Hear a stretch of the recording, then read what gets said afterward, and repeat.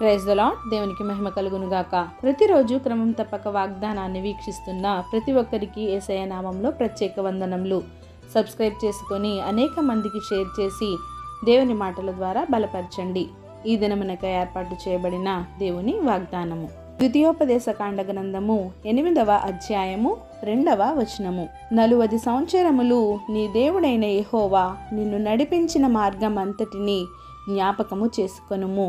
And thou shalt remember all the way which the Lord thy God led thee these 40 years in the wilderness. ఈ దినము ఈ గడియ వరకు దేవుడు నిన్ను నడిపించిన రీతిని ఒకసారి జ్ఞాపకము చేసుకోవాలి. ఆయన కృప లేనిదే ఒక్క క్షణం కూడా క్షేమముగా దొరలదు. గడచిన కాలమంతా ఆయన దయ, ఆయన కృప మన ఎడల హెచ్చుగా ఉన్నది. కనుక ఈ క్షణం నీవు దేవుని మాటలు వినగలుగుచున్నావు. నీవు దేవుని ఆజ్ఞలను గైకొందువో లేదో అని కొన్ని సమయాల్లో దేవుడు నీకు పరీక్షలు పెడతాడు.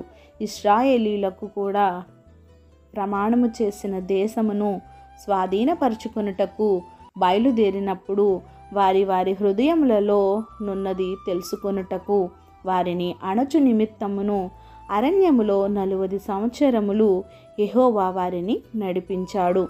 ఆహారము వలననే గాక యెహోవా సెలవిచ్చిన ప్రతి మాట వలన నరులు బ్రతుకుదురు అని తెలియజేయుట కొరకే వారిని అణచి వారికి ఆకలి కలుగచేసి వారే గాని వారి పితరులే కాని ఎన్నడూనూ ఎరుగని మన్నాతో వారిని పోషించాడు. ఆ 40 సంవత్సరములు వారు వేసుకొనిన బట్టలు పాతగిలలేదు, వారి కాళ్ళు వాపులు రాలేదు. పగలు మేఘస్తంభమై రాత్రి అగ్నిస్తంభమై వారిని ఆ అరణ్య ప్రాంతంలో ఏ విధమైన భయమునకు వారిని గురి చేయకుండా నడిపించిన దేవునిని ఒక్కసారి మనము కూడా జ్ఞాపకము చేసుకున్నట్లయితే నీ జీవితంలో కూడా భయానక పరిస్థితులు ఎదురైనప్పటికీ వాటి నుండి నిన్ను విడిపించి నిన్ను నడిపించగలవాడు ఆయనే. నీవు అనుకొనవచ్చు, దేవుడు ఎందుకు నాకు ఈ శ్రమ కలిగించాడు, ఈ ఇబ్బంది కలిగించాలి అని.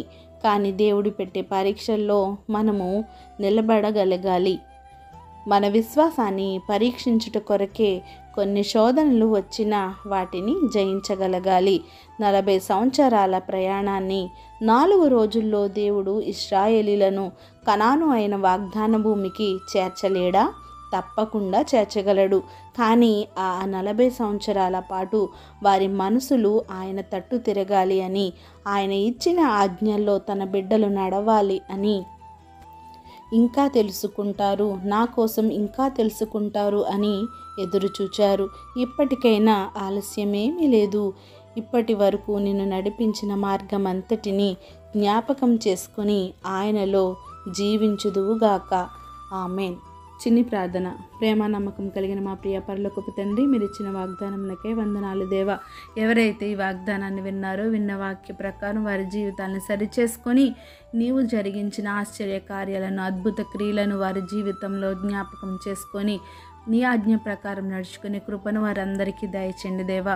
ప్రార్థన అవసరం కోరిన ప్రతి ఒక్క బిడ్డని సమయంలో జ్ఞాపకం చేసుకోండి. వారి అవసరతలను, అక్కరతలను తీర్చండి. సమస్త ఘనత, మహిమ, ప్రభావములు మీరే ఆరోపించుకుంటారని యేసుక్రీస్తు ఉన్నత నామమున ప్రార్థించి అడిగి వేడుకొనుచున్నాను మా పరమ తండ్రి. Amen. God bless you all.